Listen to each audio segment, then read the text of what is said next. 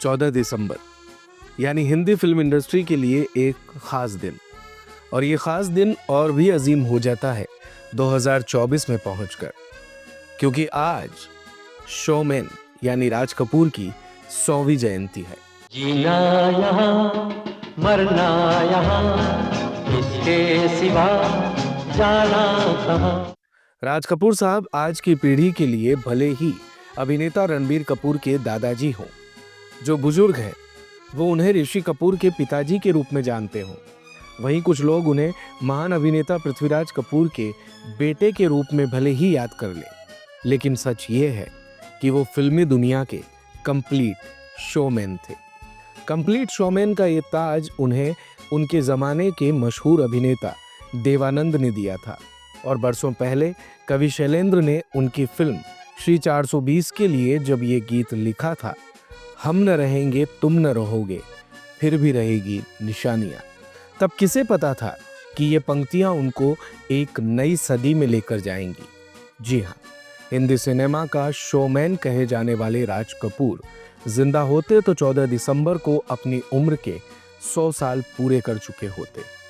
24 साल की उम्र में फिल्मी दुनिया में कदम रखने वाले राज कपूर की फिल्में और उनके तराने आज भी हर किसी को जिंदगी से रूबरू कराते हैं। पढ़े लिखे ईमानदार मेहनती जवान को काम नहीं मिल सकता, क्यों नहीं? इसलिए कि ये बंबई है मेरे भाई, बंबई। फिल्म राम तेरी गंगा मैली के निर्देशन के साथ उन्होंने सुनहरे पर्दे से विदा भले ही ले ली हो, लेकिन उनकी फिल्में भारत ही नहीं बल्कि दुनिया में अभी भी उन्हें जिंदा रखे हुए हैं। जोकर का तमाशा खत्म नहीं हुआ, जोकर का तमाशा खत्म नहीं हुआ, जाइएगा नहीं, मेरा तमाशा खत्म नहीं हुआ। उनके इसी योगदान को याद करने के लिए इस साल फिल्म जगत, प्रशंसक और परिवार उनकी 100वीं जयंती मना रहा है। राज कपूर के पोते और अभिनेता रणबीर कपूर ने अंतर्राष्ट्रीय फिल्म महोत्सव इफ्फी में फिल्म जगत के राज कपूर को याद करने के दौरान दिवंगत दादा की 100वीं जयंती 14 दिसंबर से पूरे भारत में फिल्म महोत्सव आयोजित करने का ऐलान किया था। अपने दादा को याद करते हुए उन्होंने कहा था कि मेरा नाम जोकर 1970 में आई इस फिल्म को बड़ी असफलता मिली थी, लेकिन असफलता झेलने के बाद उन्होंने 3 साल बाद बॉबी के साथ फिर वापसी की। रणबीर कहते हैं कि उनके दादा में नए लोगों के साथ फिल्म बनाने का साहस था। 50 साल की उम्र में उन्होंने युवाओं को लेकर फिल्म बनाई। साफ है कि वो असल में वक्त के साथ चलते रहे। राज कपूर को एक ऐसे शख्स के तौर पर याद किया जाता है जो लगातार खतरे उठाते हुए सिनेमा में नए प्रयोग करते थे। कि गरीबी और बेकारी का इलाज 420 ही नहीं, उसका इलाज है हिम्मत और मेहनत। समाजशास्त्री संजय श्रीवास्तव कहते हैं कि समाजवाद अब व्यवहारिक नहीं माना जाता है और उपभोक्तावाद की कीमत बढ़ गई है। 90 के दशक से हिंदी फिल्मों में भी यही दिखाया जाता है। बावजूद इसके राज कपूर की फिल्मों की प्रासंगिकता बनी हुई है।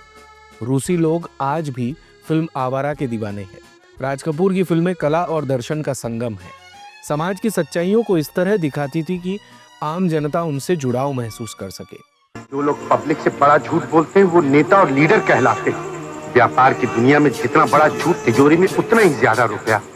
बूट पॉलिश और श्री 420 जैसी फिल्मों में आम लोगों के संघर्ष और मानवता की भावना को दिखाया गया। वहीं संगम, बॉबी, सत्यम शिवम सुंदरम और राम तेरी गंगा मैली जैसी फिल्मों में प्रेम और सौंदर्य की भावनाओं को पेश किया गया।